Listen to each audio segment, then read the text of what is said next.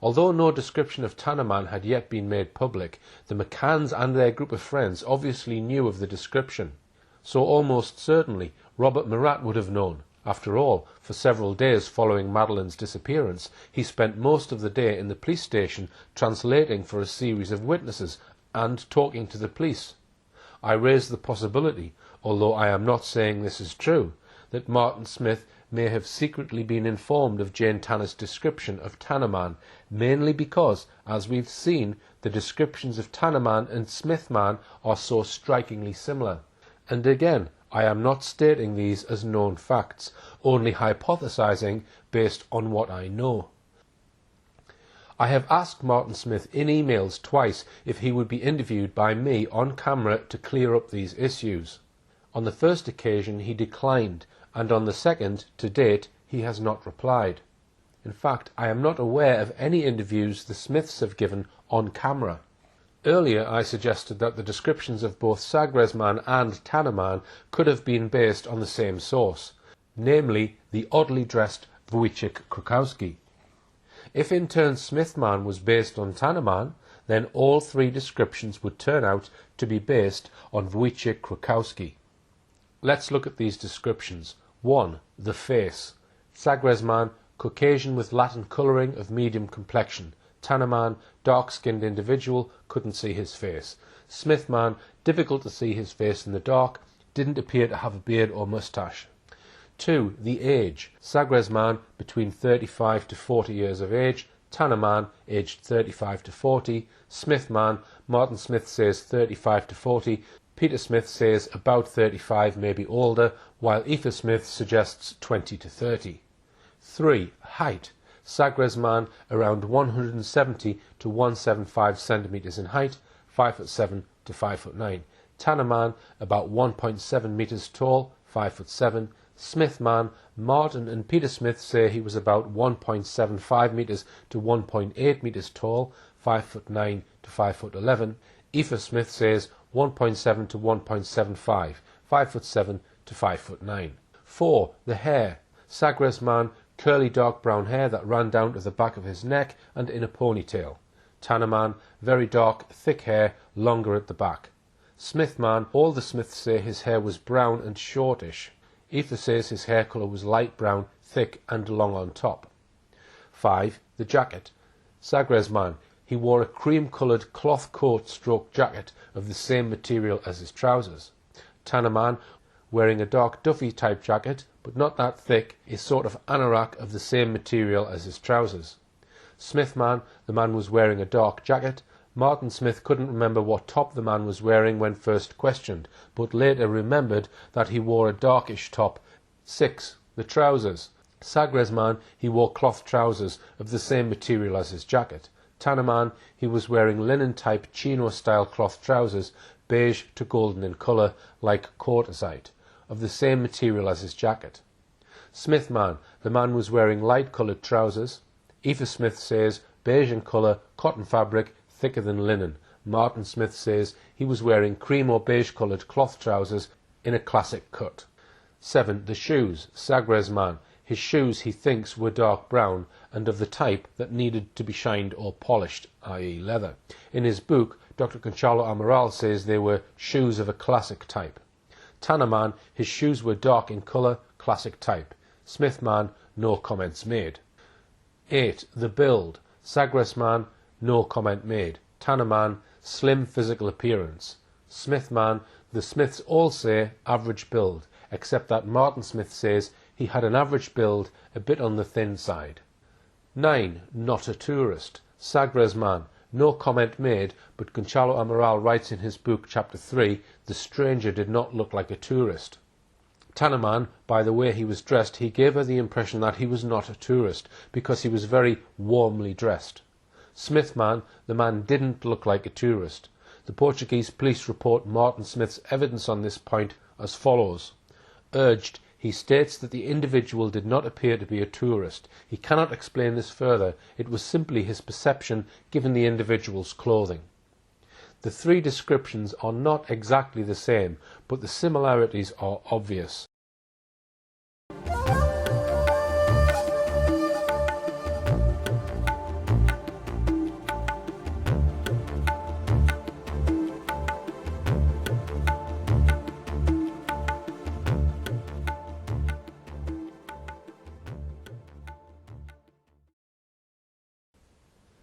Let's look further at mainstream media reports about the Smith man sighting.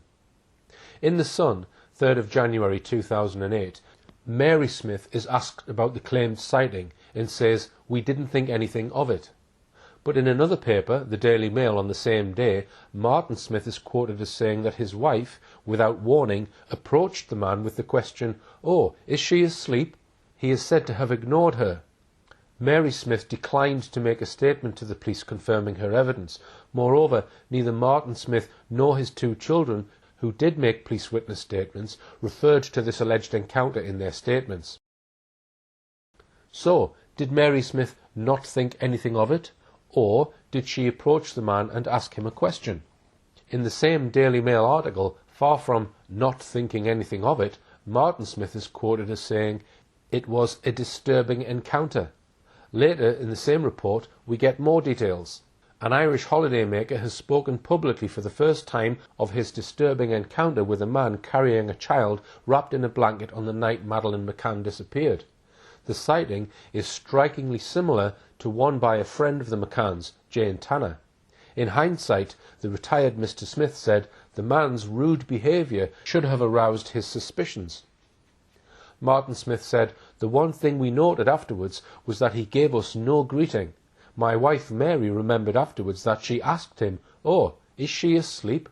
But he never acknowledged her one way or another. He just put his head down and averted his eyes. This is very unusual in a tourist town at such a quiet time of the year." So Martin Smith described this as a disturbing encounter with a man who behaved rudely and was very unusual. The Mail article continued, "Mr. Smith said it was some time before the family realised they could be star witnesses. We were out the night it happened. We went home about 9:50 p.m. and we heard nothing at all about Madeleine McCann until the next day.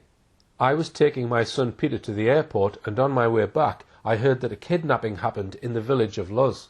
We were looking at all the commotion on Sky News, and we really felt quite helpless. We had two grandchildren with us at the time, aged 4 and 5, and it had a terrible effect on them. They all wanted to sleep in the same room as us until we went home on the Wednesday." We see contradiction here with Mary Smith's "we didn't think anything of it" and her husband's "he was rude, it was very unusual, disturbing."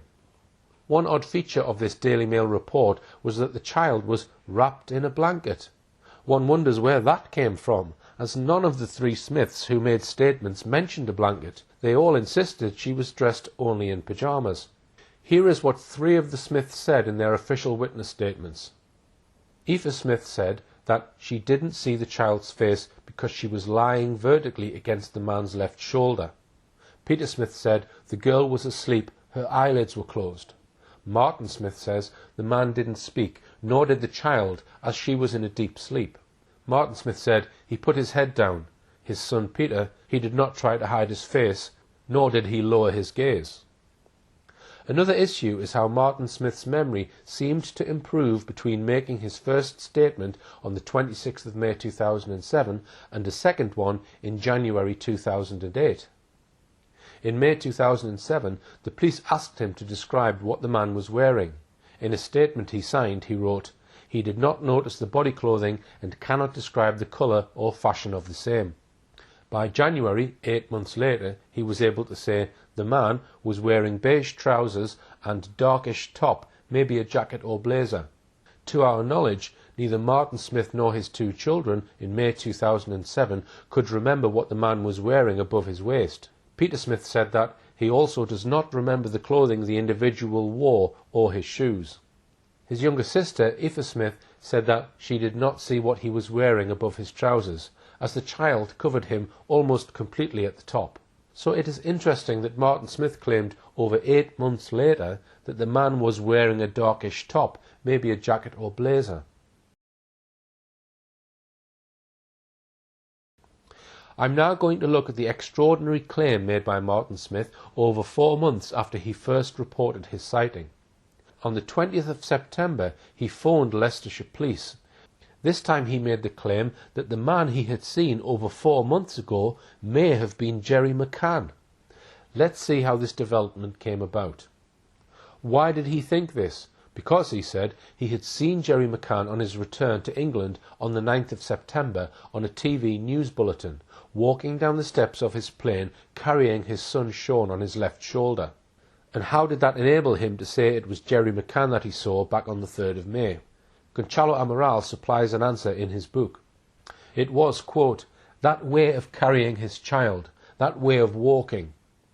So it was the way Jerry McCann was carrying his son Sean down the steps of the plane that made his mind go back and think it probably was Jerry McCann that he saw. Remember, he saw the man for a second or two in the dark over 4 months ago. When carrying a child who is asleep or very tired, a natural way to carry your child, if you have no buggy or pushchair, is on one's shoulder. The twins were just 2.5 years old. It's normal for passengers with an infant that age to carry their child down steep aircraft steps on their shoulder. And it appears that Martin Smith didn't inform the police immediately he saw the news broadcast. The evidence suggests that he waited several days before doing so, 11 days in fact, as Leicestershire police records seem to show that Smith made the call on the 20th of September. He added that he was 60 to 80% sure it was Jerry McCann, based, it seems, on the way he was carrying his infant son on his shoulder. Gonçalo Amaral was told the news. He made provisional arrangements to interview Martin Smith again, but on the 2nd of October he was taken off the investigation by the Chief of Police and replaced by Paolo Rebello. And there the matter rested, until the McCann team began contacting Martin Smith and his family, probably around December 2007. And as I will show in a moment, very soon the McCann team began placing significance on the Smith man's sighting. Given that Martin Smith had been 60 to 80% sure in September that he had really seen Jerry McCann that night in May, that seems like a remarkable turnaround. I should also mention here another statement to be found in the police files of a sighting by a couple in the early hours of the 5th of May, just over 24 hours after Madeleine was reported missing. This alleged sighting was in Alvor, about 10 miles east of Praia de Luz. They say they saw a white van which pulled up in the middle of the road. A man got out carrying a child and staggered up a bank in a drunken manner. Soon after, they saw a woman who appeared worried. One of the witnesses, Richard McCluskey, after giving his initial statement to the police on the 9th of May, contacted the police again 4 months later in September to give a second statement, in which he said, "I have watched a good deal of news coverage about the McCanns over the past week or so. Another thing which has played on my mind is the coverage of Mr. McCann walking off the aeroplane holding one of his young children. The way he was holding the child over his left shoulder reminded me of the man carrying the child from the white van in Portugal." There is a great deal of coincidence with regards this sighting and the Smith sighting. Both Richard McCluskey and Martin Smith gave statements of a man carrying a child. McCluskey's statement was taken 4 days after his sighting. Smith's was reported 13 days after his sighting. They both gave a voluntary second statement in mid-September which implicated Jerry McCann, and they both made these new statements because of the way Jerry McCann was carrying his child on his left shoulder off the plane. We are surely entitled to ask, was someone feeding them a script?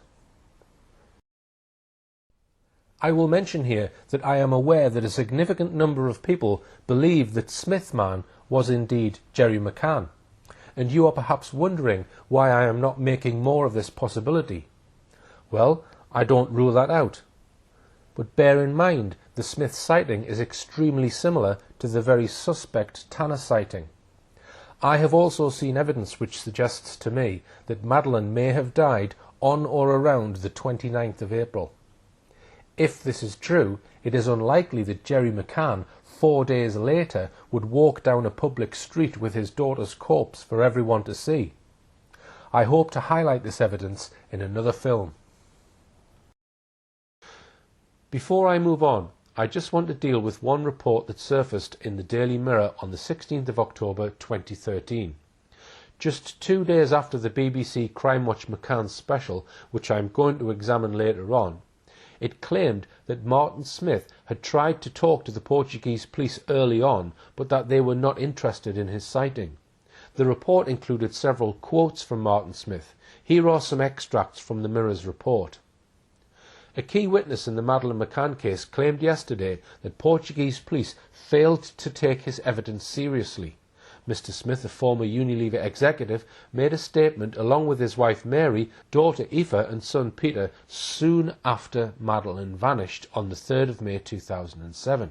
Retired businessman Martin Smith, 64, provided details for an e-fit of the prime suspect after spotting the mystery man carrying a child at 10 p.m. close to where the 3-year-old vanished more than 6 years ago. But he said his information was virtually ignored by local officers because they were too busy chasing up another sighting of a man near Kate and Jerry McCann's holiday apartment in Praia de Luz 45 minutes earlier. Scotland Yard detectives reinvestigating the case after 6 years have now established that the suspect Portuguese police were so keen to trace, spotted by holidaymaker Jane Tanner at 9:20 p.m, was just an innocent British tourist returning with his own child from a creche. This article is misleading by suggesting that the Portuguese police took details from the Smiths for an e-fit, yet went on to ignore this. It was also misleading in suggesting that the police were too busy chasing up the sighting of another man, namely Tannerman. In fact, the Portuguese police were suspicious of Tanner's claimed sighting from day one, which is why they waited over 3 weeks before even publicising it to the public. And even then, they did so only after the Chancellor of the Exchequer, Gordon Brown, leaned heavily on the Portuguese authorities to do so. Besides that, we know from Dr. Amaral's book that as soon as the Smiths did get around to mentioning their sighting, the Portuguese police reacted swiftly and invited them over to take their statements. The Mirror report is in many respects false. Like many other mainstream media reports in this case, this false claim was probably, like so many other Madeleine McCann stories, supplied by the McCann's public relations spokesman, Clarence Mitchell. I want to go back just for a moment to look at a very curious development in the case just after Robert Murat was made a suspect. He was made a suspect on Tuesday the 15th of May.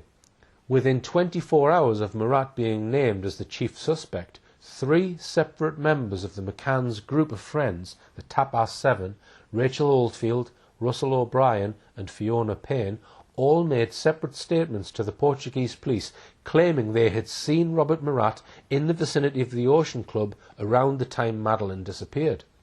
They even stuck to their story when all 3 of them were summoned to a tense head-to-head confrontation with Murat in a poky room in Portimao police station on the 11th of July that year.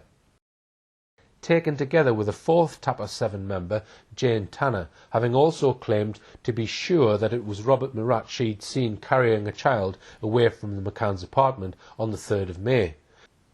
Was this an organised effort by the McCann team to fit up Murat as the abductor of Madeleine McCann? Was he perhaps the fall guy, the patsy? These are issues I hope to cover in depth in a forthcoming look at the role of Robert Murat in this case.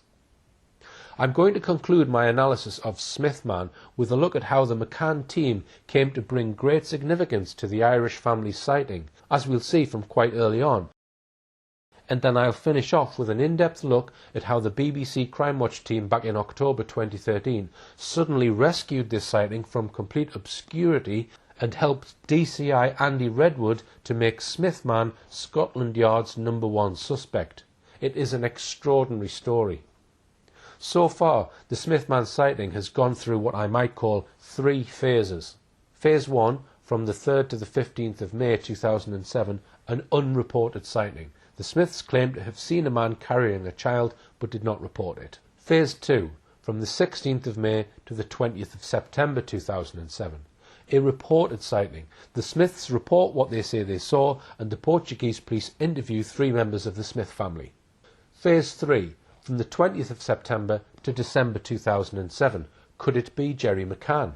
Martin Smith triggers new interest in the sighting by claiming that he was 60 to 80% sure he really saw Jerry McCann that night in early May. I'm now going to look at what I'm calling Phase 4, January 2008 to November 2008. The McCanns take over the Smith sighting. To see how Phase 4 developed and how the McCanns and their team got involved, we need to go back and look at the press coverage in the first week of January 2008. The news of the McCann team's involvement with the Smith-Man sighting was first broken by Rupert Murdoch's son and the Daily Mail and Mirror on the 3rd of January 2008. The Sun report told us, private detectives hunting the Madeleine McCann case are to quiz an Irish family who may have been the last to see her alive. Martin Smith, his wife and children told cops they saw a man carrying a little blonde girl in Praia da Luz on the night Maddie vanished. Investigators from the Metodo 3 agency, hired by Maddie's parents, Jerry and Kate, are preparing to travel to Ireland to interview them. Mr. Smith, who has already spoken to Portuguese cops over the sighting, said yesterday, "I'd talk to anyone to move this investigation on. I think about Maddie every day," he added. "I found the Portuguese cops not to be the most efficient bunch." The Mirror report added this detail. The McCann spokesman said yesterday, "Our detectives are being very methodical and I am quite sure that this family will be on their list." We learned from that article that the investigators were from Metodo 3. In my earlier film, Buried by Mainstream Media, I showed what a disreputable agency Metodo 3 were. I also explained that the entire McCann private investigation team was run by Cheshire businessman Brian Kennedy. Mark Hollingsworth, who writes for the Evening Standard, wrote about the McCann's private investigations and is alleged to have said that key witnesses were questioned far too aggressively by Kennedy's investigators, so much so that some of them later refused to talk to police. The claim in the Mirror report that the Metodo 3 men were being very methodical was laughable.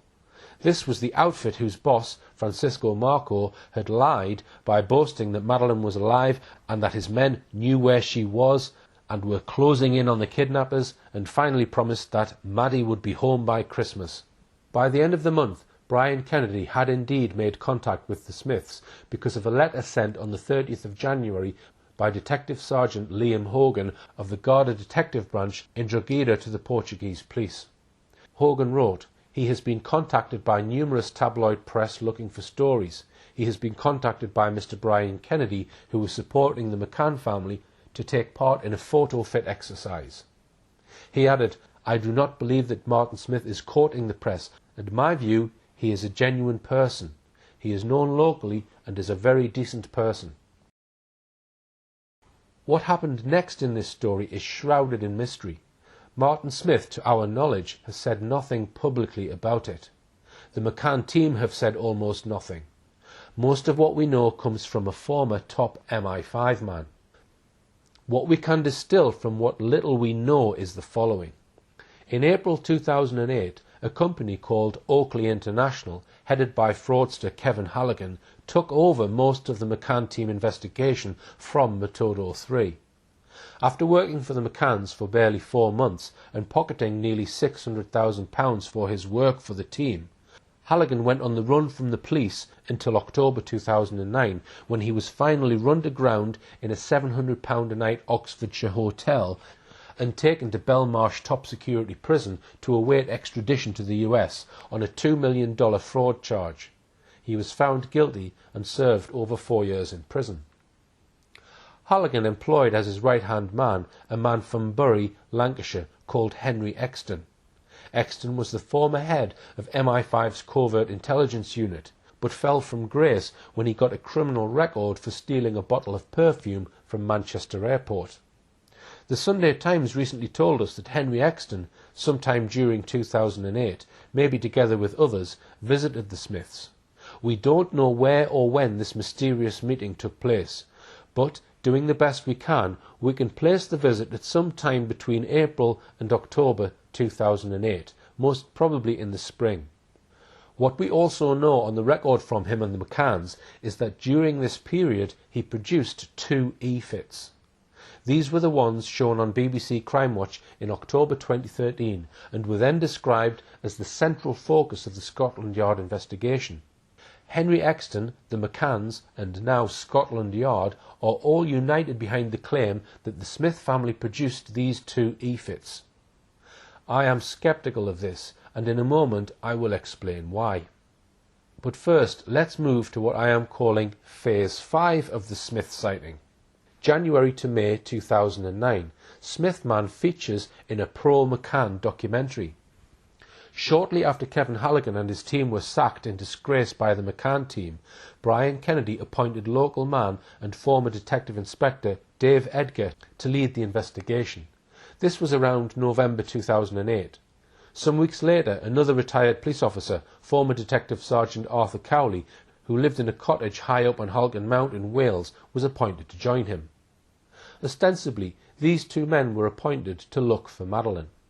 But in reality, it seems that they spent much of their time preparing for a very significant documentary on the Madeleine McCann case, produced by Mentone Media in association with Channel 4.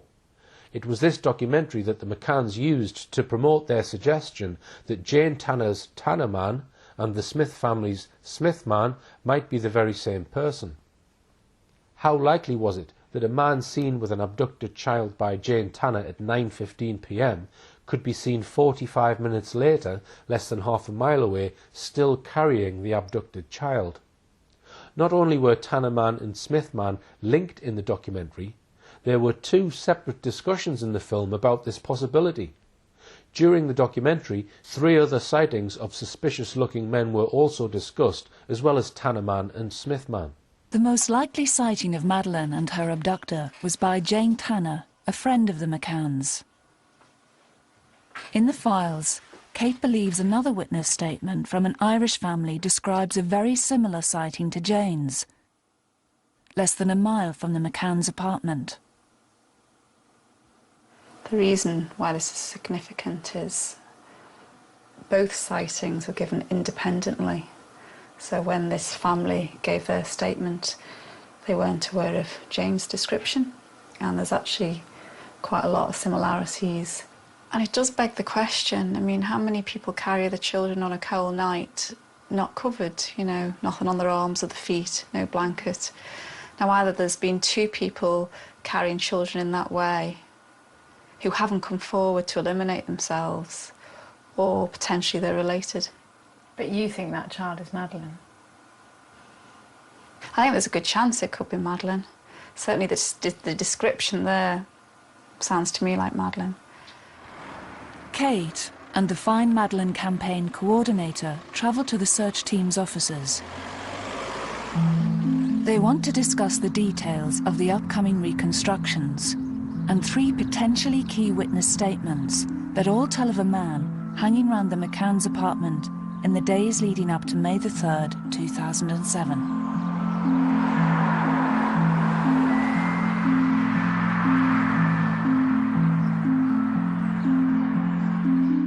The most important ones, apart from the obvious of Jane, is sighting number 3, the man in the Alouette at the back of the apartment.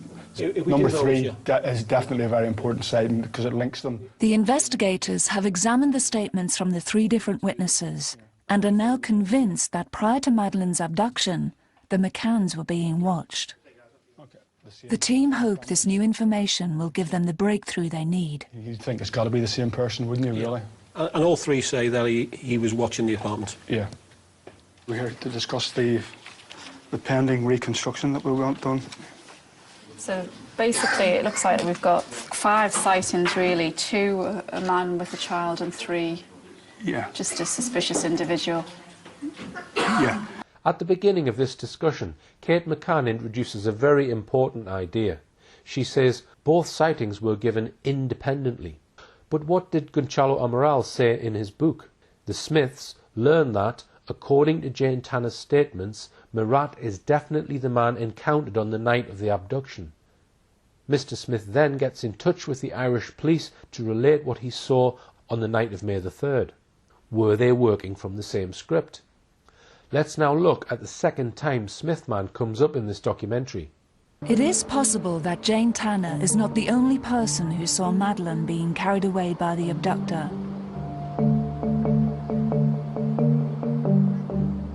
40 minutes after Jane's sighting, and half a mile away from the McCann's apartment, a family also saw a man carrying a young girl away from the town. Later, The witness thought that this might have been Jerry McCann, but this was investigated and ruled out by the Portuguese police. The man was seen here carrying a child just before 10 p.m. on the night Madeleine was abducted.